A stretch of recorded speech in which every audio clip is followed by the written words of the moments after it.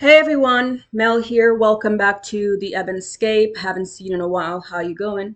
How you going? How you doing? I'm not very okay. Okay, just gonna get awkward really quickly. Why the Last Man is a 10-part graphic novel series published by Vertigo Comics, written by Brian K. Vaughan and illustrated by Pia Guerra. The series was published between 2002 and 2008, which also will demonstrate some of the problems with it, chiefly its representation of the issues of the day, transgender rights, gender issues. So, for those who don't know what the series is about, I first read this series in 2010, so about 2 years after it was no longer being published.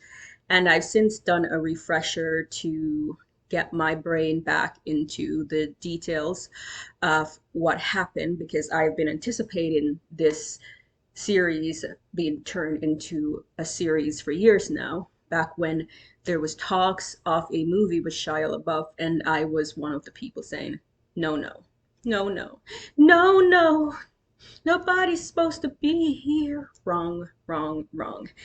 But why The Last Man?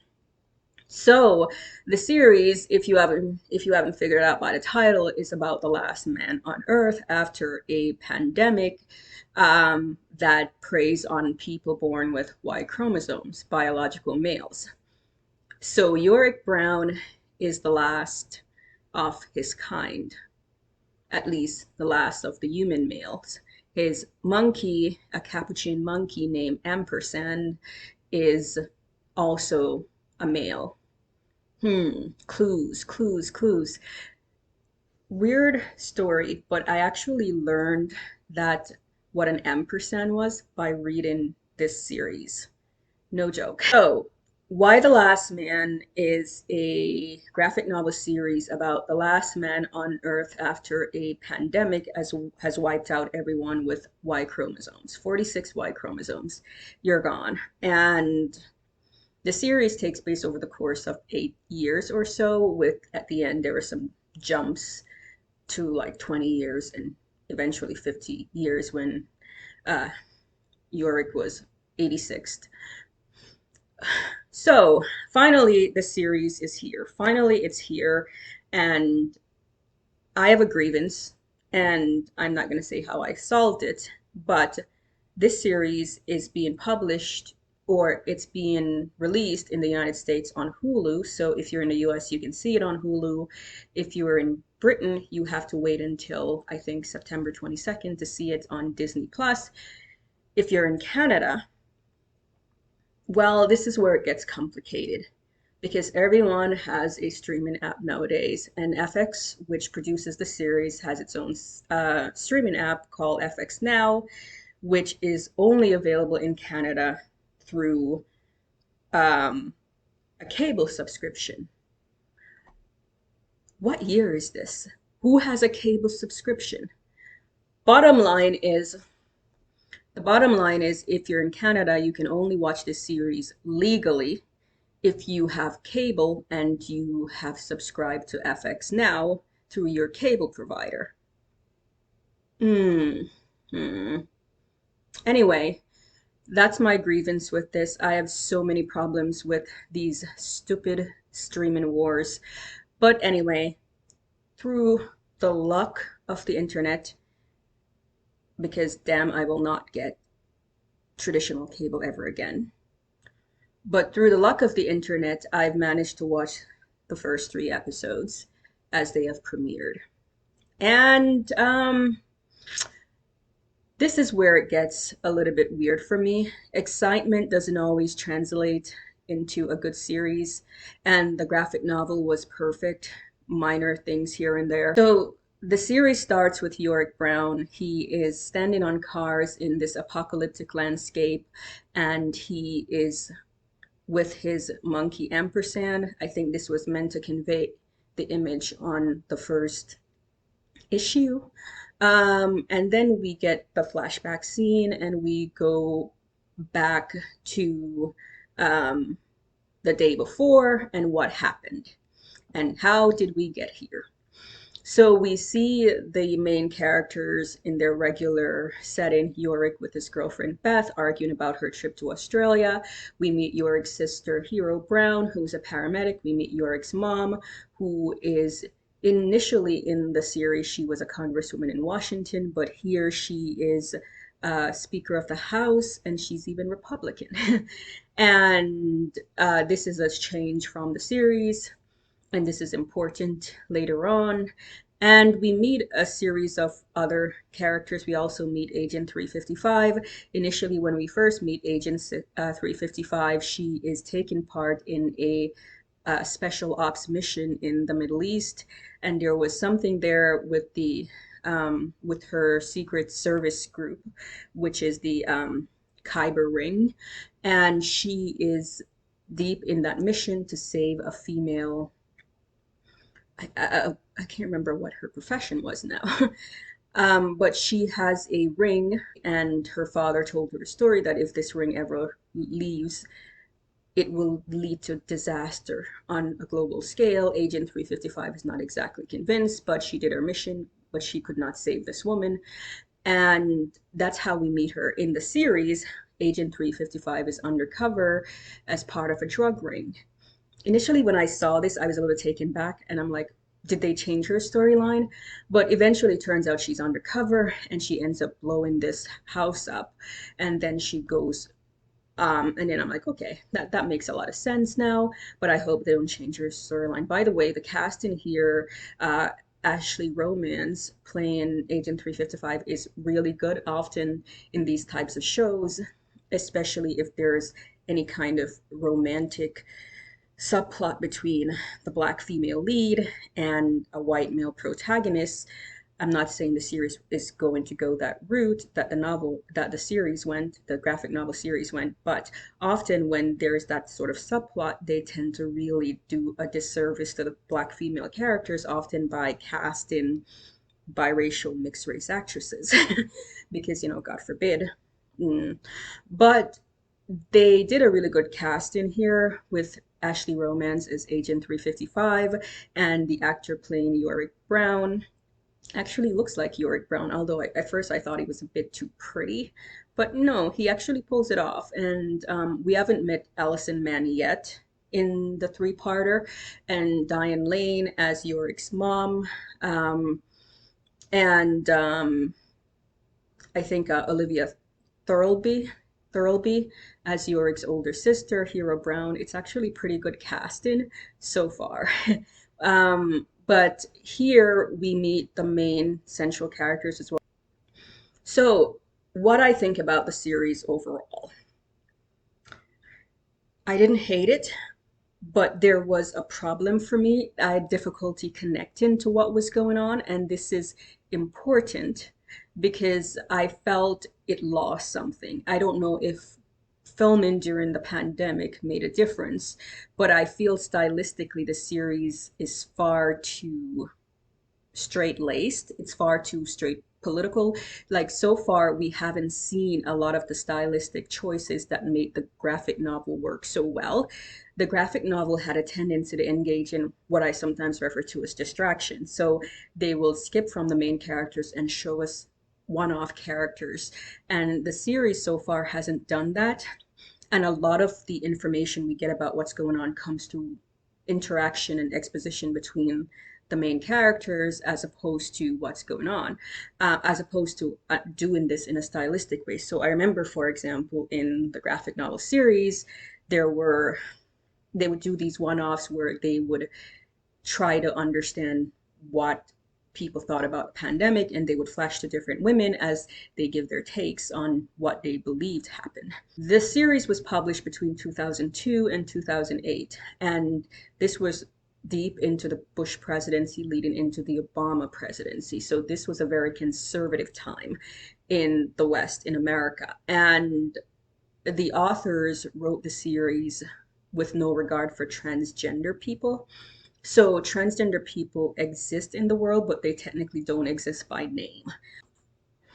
Elliot Fletcher, an actual trans man actor, it will be playing a transgender character in the series named Sam, who was not originally part of the graphic novel series, although I suspect they will perhaps merge that character a little bit with the character of Vic, I believe, who is a trans, again, in the language used in the series is that Vic was a woman dressed as a man, pretending to be a man. And we met Vic twice in the story. First, when the character traded tips with Yorick about his beard, and the second, when the character was mobbed in a graveyard by a group of radical feminists. And so far, the series has introduced the trans men characters, but I'm not a fan of it because I feel it was poorly handled.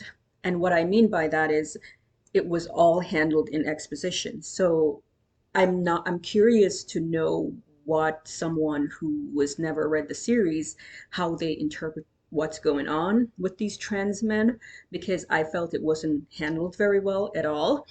So although to be fair, in the graphic novel series, it was the situation occurred off camera, so to speak.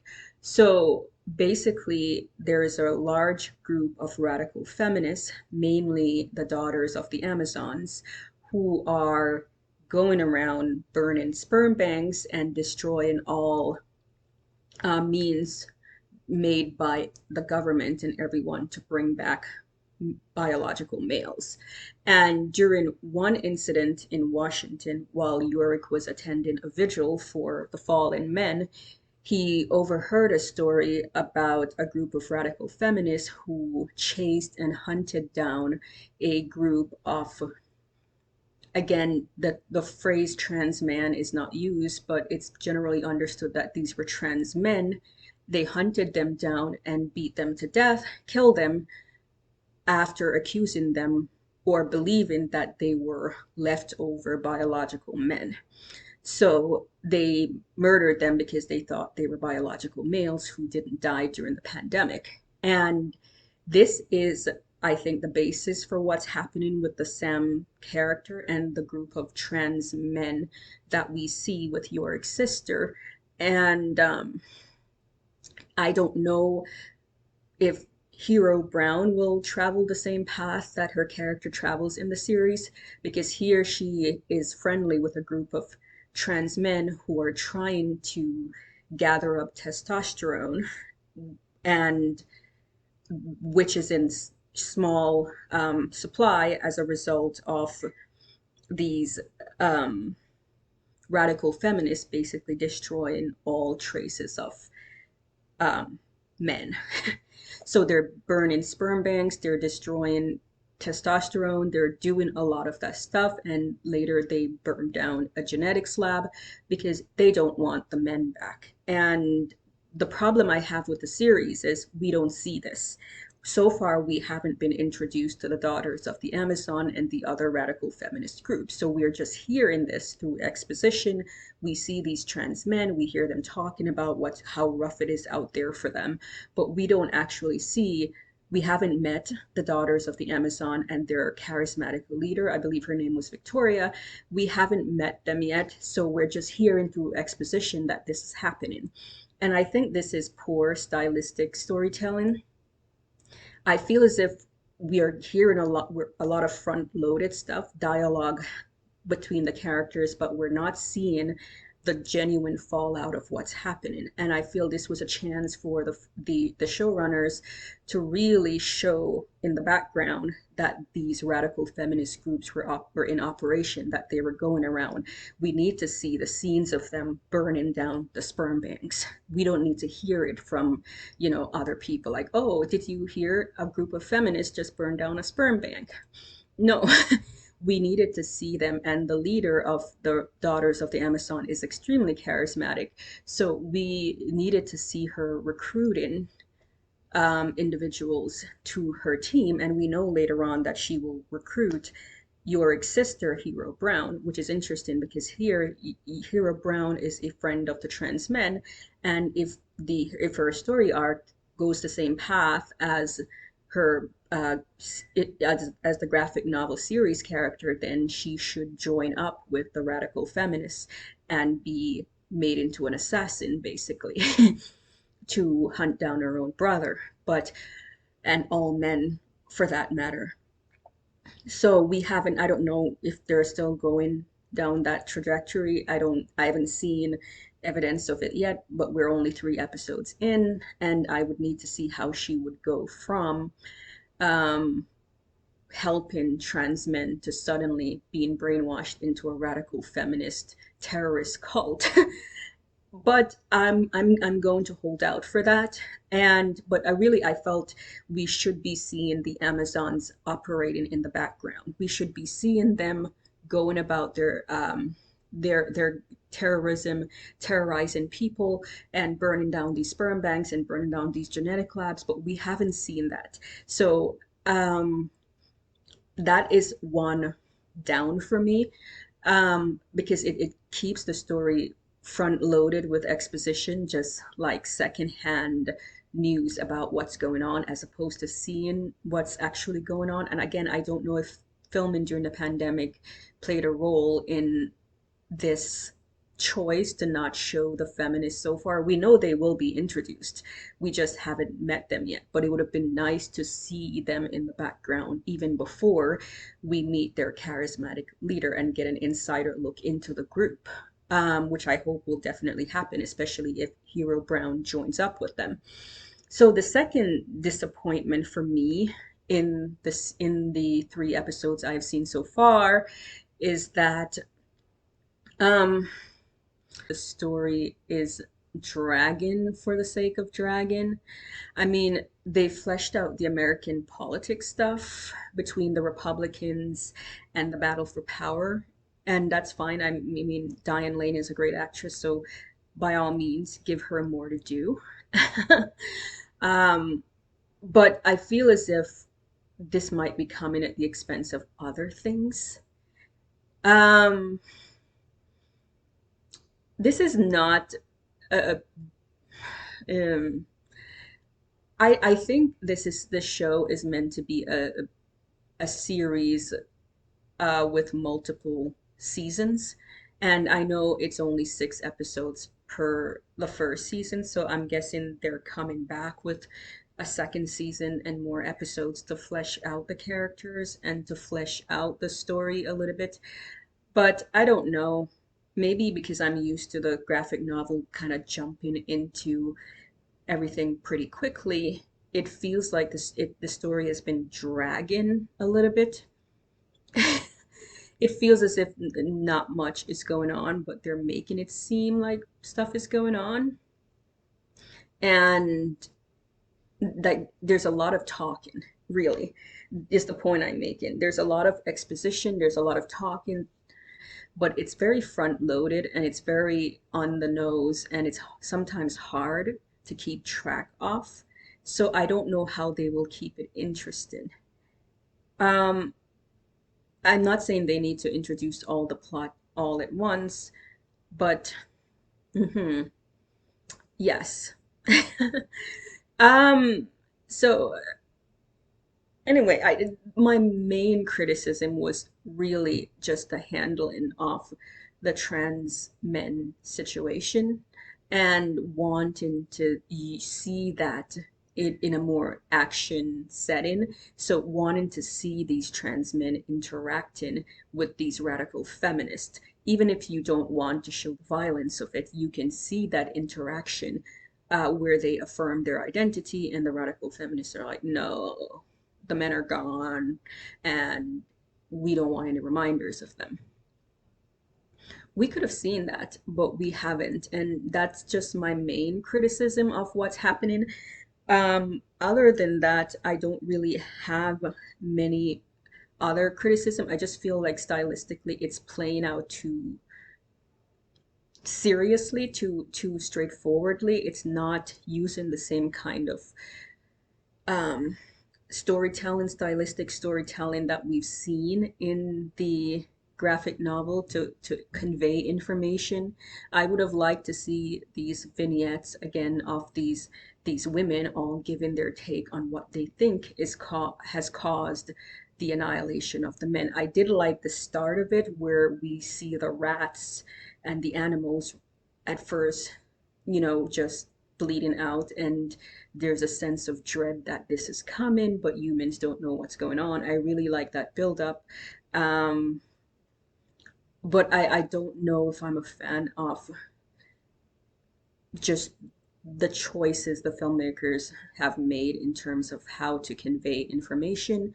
Just have the characters exposition the whole thing away, talk about what's going on, and never show what's actually going on off camera, um, which I feel is really the interesting stuff. Let us see the threat of the radical feminists, but we haven't met um, any of these radical feminists as of yet. So the stuff with the trans men, maybe, I don't know. We know Sam is now the last of the trans men, and he will likely stick around. But again, I would have liked to see that interaction between the trans men and the radical feminists who wanted them dead. Anyway, but there are some little minor things here and there. I felt the um again, this goes back to the style where I felt the whole the cinematography wasn't very good. It was very dark, and there was a lot of things happening in darkness that was just not interesting. Like, it was hard to see. I felt they could have. I get that they're trying to go for maybe a bleak look, but it came across as just kind of hiding stuff that in a way that's not effective. So this is not by any means Game of Thrones season 6. That whole episode where you thought there was something wrong with your TV and you're like, I need to turn up the brightness. No, it was just shot that way, but this isn't that bad. But this is more like DC Comics movies, like the DC movies where it's just super dark and it's just unnecessary, because it's not doing really anything to convey the seriousness, which might be what they're going for. But yeah. But anyway, I'm still gonna be holding out and looking forward to this series, and I hope it kind of it's very flawed. It's very flawed, and I hope it gets better because this is one of those stories that I've been holding out for years now, wanting to see how it would translate to the screen, and I'm glad they're not doing a one-off movie with Shia LaBeouf. I'm glad that they're doing a series, and it feels like the right time for it. A pandemic series, and yeah, this is the first one I'm watching, but I feel like this is the right time for it, and I'm really looking forward to see what they do with the next 3 episodes. But I will like to say shame on FX Now Canada for forcing people who want to watch this to get a cable subscription. Really? What century is this? What decade? People are done with cable TV. Stop forcing people to get cable subscriptions if they want to see. And why does FX Canada need a streaming service? Why? Why? Anyway, that's just my take on Why the Last Man and what's happening here. And yeah, let me know what your thoughts are on this. If you've read the graphic novel series that it's based on, if you've watched the first 3 episodes, what your thoughts are, if there are any confusion as to what's going on, and your thoughts on things they could have done better and things that you like about the series. I think so far the strongest thing this series has going for it is the cast. It's a great cast, although some of the acting is a bit wooden. It's I don't want to get into that, but some of the acting is a bit wooden. I don't know. Um, okay, I'm not gonna get into that. I've seen people complain about the acting, and it is a bit off. A lot of the dialogue is that Amber Tamblyn, Sisterhood of the Traveling Pants. Amber Tamblyn is I'm not sure I'm buying her character as of yet. She seems to be an unnecessary character, but I guess she's there to create political tension. But for Jennifer Brown, the president, but I don't know. I feel as if again they might be going for more of a political thriller as opposed to a global pandemic adventure. But anyway, let me know what your thoughts are on this series and if you're looking forward to it or not.